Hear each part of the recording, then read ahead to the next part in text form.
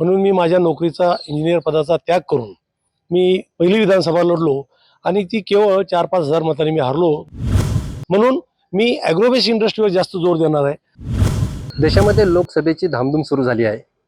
काही ठिकाणी उमेदवार जाहीर सुद्धा झाले. महाराष्ट्रातील महाविकास आघाडीने सुद्धा उमेदवाराची यादी जाहीर केली. त्याचबरोबर आज प्रकाश आंबेडकर यांनी वंचित बहुजन आघाडीची यादी सुद्धा जाहीर केली. त्यामध्ये 9 उमेदवार जाहीर केले.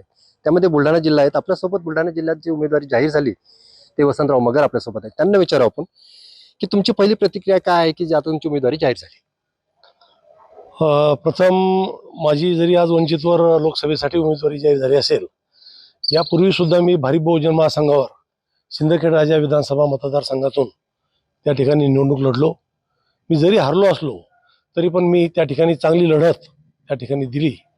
आणि केवळ निवडणूक हा विषय मला महत्त्वाचा नाही, तर मी 1990ला जेव्हा मला शिवसेना भाजपची उमेदवारी या मतदारसंघात मिळाली, त्यावेळेला या भागातील जनतेची सेवा करावी म्हणून मी माझ्या नोकरीचा इंजिनियर पदाचा त्याग करून मी पहिली विधानसभा लढलो आणि ती केवळ 4-5 हजार मतांनी मी हारलो. दुसऱ्या क्रमांकावरच्या वेळेस मी होतो. आणि जरी मी 1990ला हारलो तर मी 1991ला साखरखेडा तालुका व्हावा किंवा सिंदखेडच्या तालुक्याचा जो टेल आहे, जे शेवट भाग आहे की जो 80 ते 100 किलोमीटरपर्यंत या भागातल्या खेड्यांना, या भागातल्या गावांना तालुक्याच्या ठिकाणी मुख्यालयाला जावं लागत होतं. तर अशी मी सिंदखेडच्या तालुक्यातील काही गावं, देवगडच्या तालुक्यातील गावं, काही मेहकर तालुक्यातील, तर अशा पद्धतीनं या 86 गावांचा त्या ठिकाणी एक सर्वे केला. त्या गावांची ग्रामपंचायतच्या हरकती घेतल्या, त्यांचा विश्वासात घेतलं. पण आता महाराष्ट्रामध्ये राजकारणाची स्थिती बदललेली आहे. पक्षांमध्ये फूट पडलेली आहे. 2-3 गट झालेले, प्रत्येक पक्षात 2 गट झालेले. अशा परिस्थितीमध्ये तुम्ही कोणते मुद्दे घेऊन आता लोकसभेच्या मतदारांसमोर जाणार आहात की जेणेकरून तुम्हाला मत मिळतील? महत्त्वाचा विषय असा आहे की हा जिल्हा जो आहे तर हा शैक्षणिकदृष्ट्या मागासलेलाच आहे. शिवाय औद्योगिक जी इंडस्ट्रीज पाहिजे, तर औद्योगिक क्षेत्रामध्ये सुद्धा MIDCचे अनेक उपलब्धी तिथं असताना सुद्धा त्या ठिकाणी ॲग्रोबेस इंडस्ट्री जी व्हायला पाहिजेत, कृषी मालावर प्रक्रिया करणारे जे कारखाने व्हायला पाहिजेत ते निर्माण झालेले नाही. परिणामी शेतकऱ्याच्या मालाला सुद्धा जास्त भाव मिळत नाही आणि सुशिक्षित बेरोजगारी दिवसेंदिवस वाढत आहे, ती कमी होत नाही. म्हणून मी ॲग्रोबेस इंडस्ट्रीवर जास्त जोर देणार आहे. आणि सर्वात मोठा प्रश्न जो खामगाव जालना रेल्वे मार्ग आहे, तर तो रेल्वे मार्ग हा कित्येक वर्षापासून तो प्रलंबित आहे. अनेक वेळा प्रत्येकाने त्याच्यावर बजेट तयार झालं, बजेटवर पैसा झाला आणि अशा पद्धतीनं तो प्रश्न मार्गी लागला आणि तांत्रिकदृष्ट्या तो योग्य झाला, अशा घोषणा होत होत्या पोकळ. ते काहीच नाही, आउटपुट अजून काहीच नाही, अजून साधा सर्वे सुद्धा नाही. म्हणून माझं असं म्हणणं आहे की बाबा तो खामगाव जालना रेल्वे मार्ग आहे, तो तुम्ही पहिला धसाच लावणार, केंद्राच्या अंतर्गतला विषय. आणि केंद्रातून अनेक प्रकल्प असे आहेत की आज बुलढाणा जिल्ह्यामध्ये कोणते प्रकल्पच नाहीत. शिवाय जसं भारत बोंद्रेंनी पाटबंधारे खात्यामध्ये सिंचनामध्ये जे काम केलं, तर मी स्वतः सिव्हिल इंजिनियर असल्यामुळं मला माहिती आहे की सिंचन बुलढाणा जिल्ह्यामध्ये खूप वाढू शकतं. आणि ते जर वाढलं तर शेतकरी हा खरा बळीराजा होऊ शकेल, खरा सुखी राजा होऊ शकेल. ठीक आहे, पण सपोज आता इथे आज महाराष्ट्रामध्ये अशी परिस्थिती की महायुती आणि महाविकास आघाडी हे 2 पक्ष एकदम प्रबळ एकमेकासमोर उभे आहेत. अशामध्ये वंचित कशी बाजी मारणार, कशा पद्धतीने?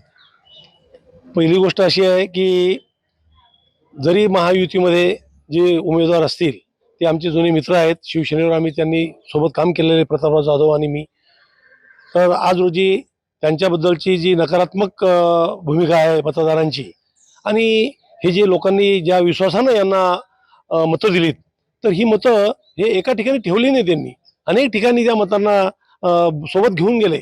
लोकांना विश्वासात न घेता हे त्या ठिकाणी डेरे दाखल झाले. जनतेचा विश्वास यांनी कुठेही संपादन केलेला नाही, जनतेला विचारून काही केलेलं नाही. म्हणजेच हुकुमशाहीच्या पद्धतीनं लोक सदैव सोबत राहत नाहीत. आणि दुसरा जो प्रश्न आहे तर जी आघाडी म्हणता तुम्ही, तर आघाडी आमची वंचितसोबत झाली नाही मान्य आहे, पण तो वंचितचा आमचं जे केडर बेस आहे, किंबहुना या महाराष्ट्रामध्ये माळी समाजाला उमेदवारी ही बहुतेक कोणत्याच पक्षाने दिलेली नाही. आणि श्रद्धेय बाळासाहेब आंबेडकर यांनी तो विषय हेरला आणि खरोखर या देशाच्या या संविधानात शोभेल अशा पद्धतीनं जे वंचित घटक आहेत, जे सत्तेपासून कोसोमैल दूर आहेत, जे उपेक्षित आहेत, अशा या दीनदुबळ्या समाजाला, छोट्या छोट्या समाजाला त्या लोकांनी प्रतिनिधित्व देण्याचा त्या ठिकाणी संघटनेने प्रयत्न केलेला आहे. त्यात माळी समाज हा बुलढाणा जिल्ह्यामध्ये मोठ्या प्रमाणात असताना सुद्धा इथे कोणत्याही पक्षाने आम्हाला विश्वासात घेतलं नाही. अखेर वंचितनं आम्हाला पदरात घेतलं. म्हणून माळी समाज हा 90% आज वंचितच्या मागे आहे.